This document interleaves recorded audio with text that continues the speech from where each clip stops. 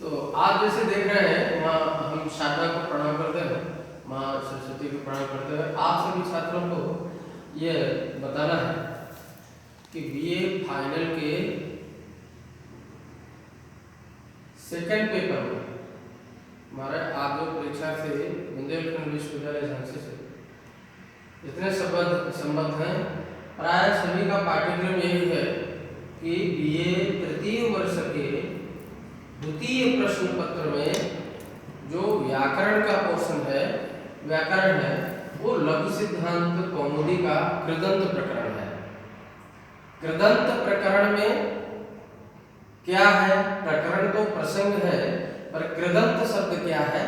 कृदंत का अर्थ है, मैंने ये देखिए आपको बताया कि कृत धन अंत, यहाँ ता को दा हो जाएगा, ता और दा आ से मिल जाएगा, इसका मतलब कृदंत है। कृदंत और कृदंत से प्रकरण कृदंत प्रकरण, अर्थात ये कृत क्या है? कृत प्रत्यय है। कृत प्रत्यय है अंत में जिसके ऐसे शब्दों का को हम कृदंत कहते हैं, और वो कृदंत शब्दों का ही प्रकरण है कि जो कृदंत शब्द हैं वो कैसे बनते हैं, उनका एक प्रकरण है, अध्याय है, प्रसंग है, उसमें आपको उनको जानना है। तो ऐसे बहुत सारे प्रत्यय हैं, बहुत सारे शब्द बनते हैं, वो धातु में प्रत्यय लग करके, तो धातु से कृत प्रत्यय होते हैं। धातु एक सूत्र है, वो बताता है कि जितने भी प्रत्यय होते हैं वो सब धातु से होते हैं। तो धातु विभिन्न क्रियाओं की अलग अलग धातुएं हैं। जैसे कि भू धातु होने के अर्थ में, भू सत्ता के अर्थ में है, तो उसके रूप भवति भवतः चलते हैं। जब उससे कृत प्रत्यय होगा, कृत प्रत्यय में जैसे तव्यत और तव्य हम करते हैं, या एध धातु है तो एधितव्यम, एधनीयम, भू धातु से भवितव्यम, भवनीयम, तो ये धातु से आगे प्रत्यय होते हैं। मैंने यहाँ लिखा कि कृत प्रत्ययाः एते एते कृत प्रत्ययाः सन्ति। कृत किम अस्ति? कृत प्रत्ययः अस्ति, कृत प्रत्यय है अथवा कृत प्रत्ययाः सन्ति। कृत प्रत्यय होते हैं। अत्र सप्तदश कृत प्रत्ययानां नामानि लिख्यन्ते। मैं यहाँ पर नीचे 17 कृत प्रत्ययों का नाम लिखता हूँ, है ना, लिख जा रहे हैं। तेषामेव परिचयः प्रदीयते, मेरे द्वारा उन्हीं का परिचय यहाँ दिया जा रहा है, उन्हें आप सुनें। कौन से हैं ये कृत प्रत्यय? 17। अभी इनसे ज्यादा भी प्रत्यय है, पर मुख्य जो ये प्रत्यय है, ये कृत प्रत्यय यहाँ पर मैं लिख दिया है क्रम से। तो पहला आप देख रहे हैं, ये कौन सा प्रत्यय? तव्यत। दूसरा है तव्य। इसमें इन दोनों प्रत्ययों में केवल ता का अंतर है। इसकी संज्ञा हो जाती है ता की, तो ये तित हो जाता है, स्वर में अंतर होता है, तित स्वरितम, अर्थात रूप दोनों का एक ही बनता है, तव्यत और तव्य। तो तव्यत में भी तव्य ही बचता है, पर ये दो प्रत्यय हैं अलग अलग, तव्यत और तव्य दो हो गए। तीसरा प्रत्यय है अनियर। अनियर में रेप लास्ट में है, अंतिम में रा की संज्ञा हो जाती है, अनीय बचता है। यह भी धातु से आगे लगता है, एधनीयम, भवनीयम ना। तो ये आगे केलिमर उपसंधानम, इन्हीं अर्थ में केलिमर प्रत्यय होता है। इसमें का और रा, रेफ, ये दो अक्षर नहीं रहते, संज्ञा होती है, इसमें केवल एलिम बचता है। जैसे पच धातु पकाने के अर्थ में है, तो हमें चावल पकाना चाहिए, तो पचेलिम शब्द बनता है, पचेलिमाः, पचेलिमाः, माशाः, माश शब्द जो उड़द के लिए कहते हैं, तो ऐसे बनता है पचेलिमाः, भिदेलिमाः। अच प्रत्यय पांचवा है, अच प्रत्यय, ये भी धातु से आगे अच प्रत्यय होता है। और ये प्रत्यय आपको याद करना है, प्रत्यय के बारे में जानकारी कि हाँ ये प्रत्यय होते हैं। कहीं कहीं कुछ पुस्तकों में ऐसे गलत लिखा रहता है, तो ये भी ध्यान देना है कि कोई अक्षर इधर उधर ना हो। तो ये पांचवा अच प्रत्यय। छठवां कौन सा है? ये क्यप प्रत्यय। इनमें पाकी संज्ञा और काकी संज्ञा यही बचता है, तो क्यप प्रत्यय है। सातवां यत प्रत्यय। आठवां अण्यत प्रत्यय।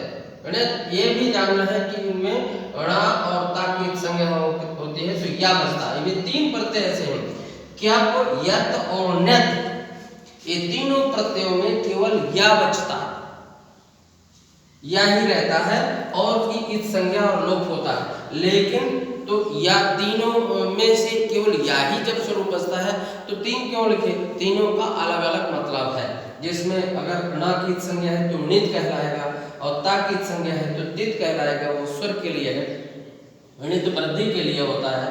और ये का की इत संज्ञा है तो कित कहलाएगा, यहाँ पर गुण वृद्धि नहीं होगा। ऐसा ये णवुल है, नौवां प्रत्यय है णवुल। णवुल में भी ण और ला चला जाता है, वु बचता है, वु को अक हो जाता है, तो कारका, करोति इति कारका, क्री धातु से। और णवुल प्रत्यय जब कर्ता के अर्थ में होगा तो कारक शब्द बनता है, कारक। उसी अर्थ में त्रिच प्रत्यय जब होता है णवुल त्रिच सूत्र से, तब वो चा की संज्ञा हो जाती है, और क्री से कर त्रि, और आगे पहला रूप बनता है कर्ता, कर्ता, कर्तारो, कर्तारा, कर्ता और कारक, ये सब ऐसे। यहाँ का प्रत्यय है, का, इगुपध ज्ञापरी किरा का, आतो अनुसर्गे का, ऐसे कई आगे हम उसका उदाहरण देंगे सूत्र के साथ में, उन शब्दों को समझाएंगे। तो का प्रत्यय है, का। इधर अण प्रत्यय है, ये इसमें भी आ बचता है, का में भी आ बचता है, लेकिन अंतर है कि ऋणा जो है ऋणित होने से वहां वृद्धि होगी, दूसरा शब्द बनेगा, यहाँ दूसरा शब्द बनता है। 13वां प्रत्यय है त्वा। त्वा, त्वा समान कर्तृकयोः पूर्व काले त्वा, जो दो क्रिया होती है, एक ही समान, एक कर्ता, अहम भुक्त्वा ब्रजामि, मैं खा करके जाता हूँ। तो करके जब एक क्रिया पहले होती है उसमें त्वा प्रत्यय होता है, पहले वाले में कर के अर्थ में। जैसे हमने आपको समझाया था नत्वा सरस्वतीं देवी, तो लघु सिद्धांत कौमुदीं करोमि, कैसे? नत्वा सरस्वतीं देवीं नत्वा लघु सिद्धांत कौमुदीं करोमि। तो नत्वा में इसमें क्या है? का की संज्ञा हो जाती है, केवल त्वा बचता है धातु से जब होता है, तो गत्वा, नत्वा, है ना, भुक्त्वा, ऐसे रूप बनता है। आगे 14वां प्रत्यय है लेप प्रत्यय। लेप में भी ला और पा के संगे या बचता है। और एक है णमुल प्रत्यय। णमुल में भी ण और ला की संज्ञा हो जाती है, अम बचता है, इसमें आ रहता है ना, उ के बीच संज्ञा होता है, णमुल प्रत्यय है। एक सत्रिशानचौ, सत्रिशानचौ लटा सत्रिशानचाव प्रथमा समानादि करण, ये वर्तमान काल में ही लट लकार की जगह में होता है, जहाँ भवती थी, इसी के लिए भवन, भवंतो, भवंतः, ऐसे। तो क्षत्रि प्रत्यय और शानच प्रत्यय ये दोनों ला के स्थान में, लट के स्थान में होते हैं।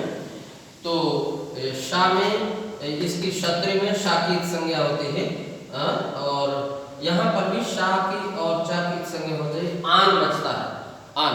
तो पचमान, पच धातु से सानच प्रत्यय हो गया, शा और चा चला जाता है और मुख का आगम हो जाता है, तो पच धातु से पचमान बनता है ना।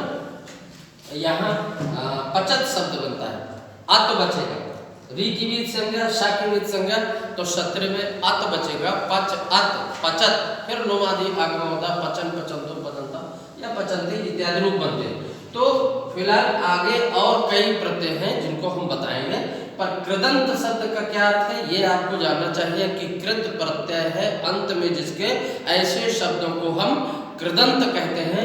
और वो कृत प्रत्यय कौन कौन से हैं?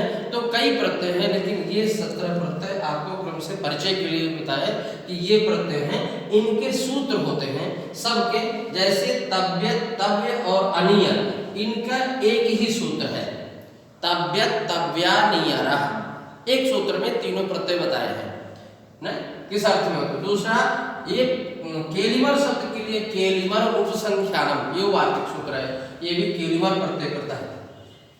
और अचाद्यच, पचाद्यच अच प्रत्यय पचादि धातु से अच प्रत्यय कर नंदिगृह पचादिभ्यो लुणि नचा लुणि अचा, ये वो दूसरा फिर कार्य करता है कि अच से परे होने पर पचाद्यच होता है। और इसी तरह से क्या प्रत्यय और यद प्रत्यय अचोयत है, और कैप और रि हलोर नेत रिदंत और हलंत धातु से णत प्रत्यय होता है। और नवुल त्रिचौ एक सूत्र है, तो उसमें एक ही सूत्र में दो आ जाते हैं, नवुल और त्रिच प्रत्यय। इसी तरह से का प्रत्यय युगपद गया विक्रिय का, और अण प्रत्यय कई सूत्रों में है। त्वा समान कर्तृक पूर्व काले त्वा प्रत्यय है, इसी त्वा को ही लेप हो जाता है। त्वा और लेप एक ही अर्थ में है, जहाँ समास हो जाता है तो समास के बाद अनय पूर्वक जो समास होता है उसमें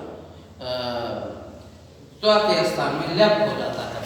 और नवुल ये दोनों लट के स्थान में ही होते हैं, सत्रिशान लटा सत्रिशान चाहो प्रथमा समान आदि करें।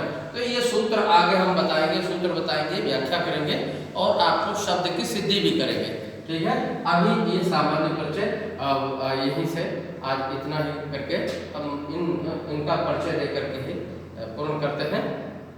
इसके बाद आगे हम पढ़ेंगे, आगे देखेंगे इनका क्रमशः आपको इन प्रत्ययों के क्रमशः सूत्र के साथ में, और धातु से प्रत्यय जब होंगे तो कौन से कैसे कैसे शब्द बनेंगे हम बताएंगे।